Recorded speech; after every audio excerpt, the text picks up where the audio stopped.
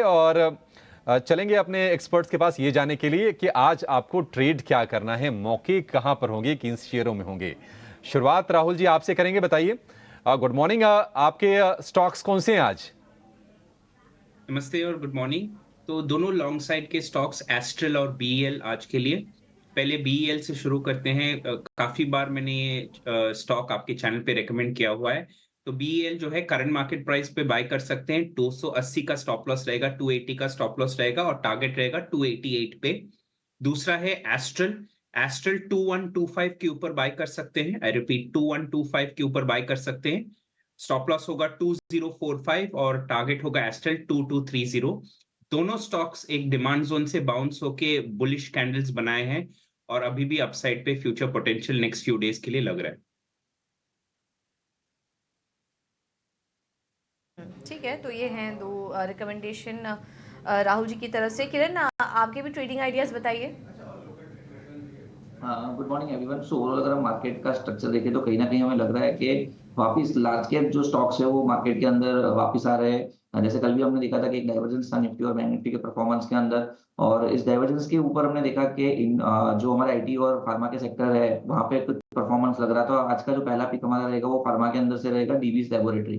Divi's laboratory का अगर आप डेली चार्ट देखोगे तो वहां पे हमें क्लियर कट एक ब्रेकआउट देखने को मिल रहा है। स्टॉक तीसरी बार 4000 के लेवल के ऊपर रिटेस्ट कर रहा है। हमने प्रीवियसली भी देखा था कि 4000 का लेवल टच करने के बाद नीचे 3500 3400 तक का एक रिजेक्शन आया था या तो रीटेस्टिंग हुआ था। उसके बाद वापस जब 4000 लास्ट मई महीने में आया तब वापस वहां से हमने देखा कि जो एक हायर लो बना था 3700 का, वहां से वापस आज 4000 के ऊपर है। तो कहीं ना कहीं एक स्ट्रॉन्ग अप मूव है। चांसेस है कि यहाँ से एक बड़ा सा ट्रेंड चेंज बूम भी आ सकता है। सो एक दो दिन के लिए या तो पोजिशनली भी अगर किसी को बाय करना है तो DBS laboratory current market price से आप लॉन्ग कर सकते हैं। एज ऑफ नाउ हम एक दो दिन के हिसाब से टारगेट दे रहे हैं 4120 का, और जो स्टॉप लॉस मेंटेन करना है वो 4030 का मेंटेन करना है। सो पहला कॉल डीवीएस लेबोरेटरी है।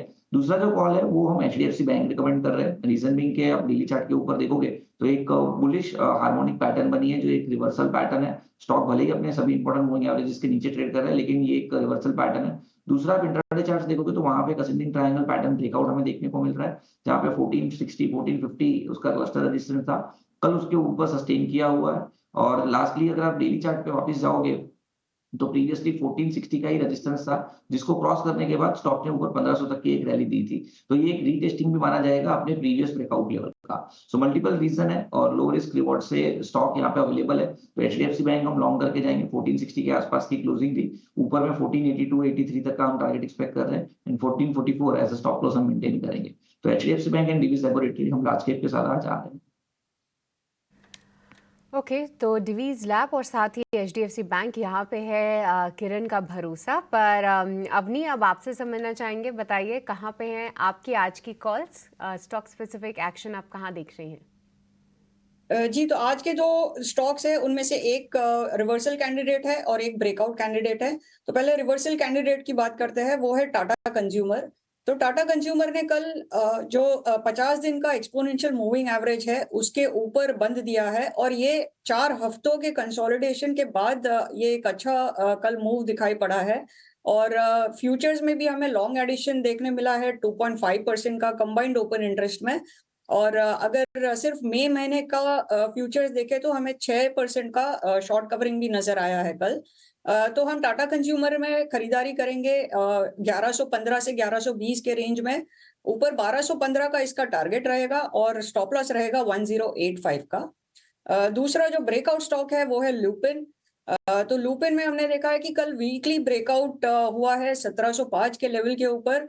डिलीवरी और फ्यूचर वॉल्यूम्स भी काफी अच्छे हैं।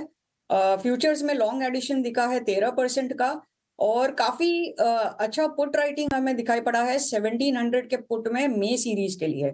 तो ये एक सपोर्ट बेस बन चुका है। तो इसको हम एक्यूमुलेट करेंगे 1700 से 1715 के रेंज में। ऊपर टारगेट रहेगा 1870 का और स्टॉप लॉस रहेगा 1660 का।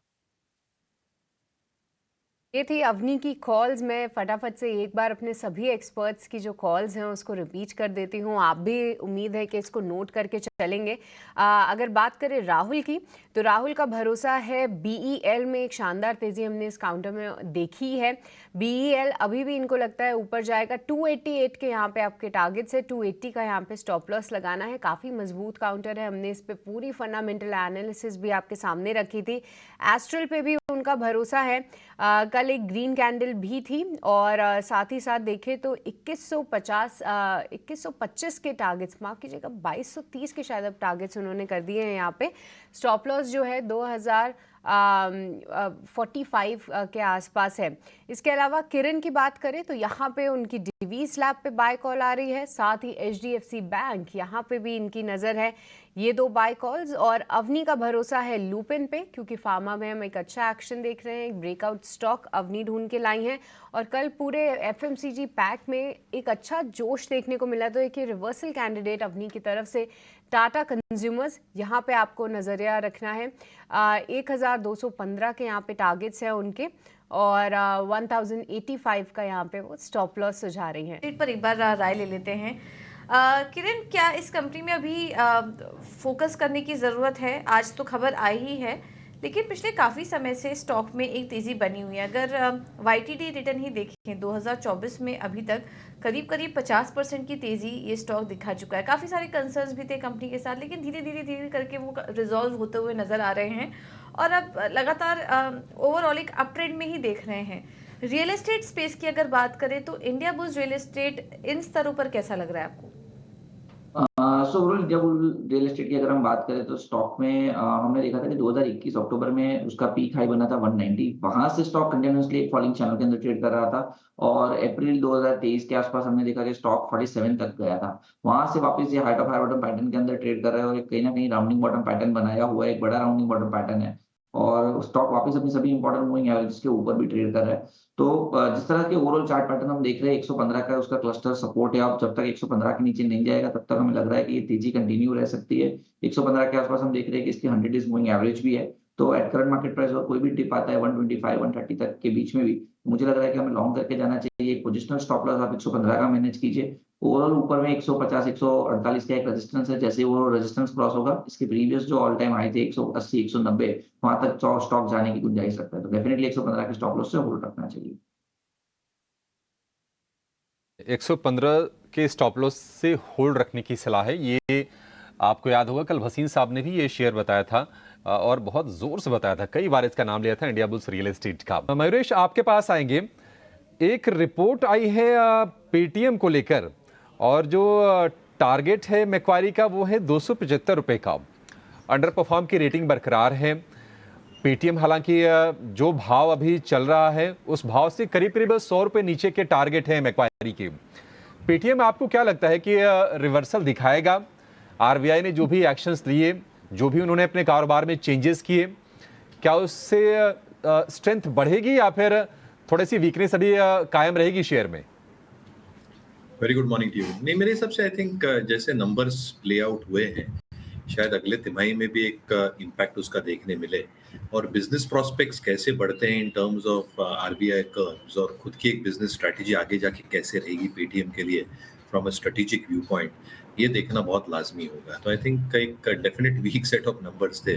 शायद ये वीकनेस Q1 में कैरी फॉरवर्ड हो। Q2 onwards, once a large part of this impact is behind us, core business growth कैसे वापस आएगी, कैसे core numbers वापस डायनामिकली प्ले आउट होंगे, ये देखना पड़ेगा। तो आई थिंक थोड़ा प्रीमैच्योर होगा अज्यूम करने के लिए। असम्पशन यही है कि I think there should be a steady state of growth second half में, बट बहुत प्रीमैच्योर होगा at this point of time. तो मुझे लगता है कि जो एक अंडर परफॉर्मर का टैग है, ये शायद पेटीएम के साथ लगा है।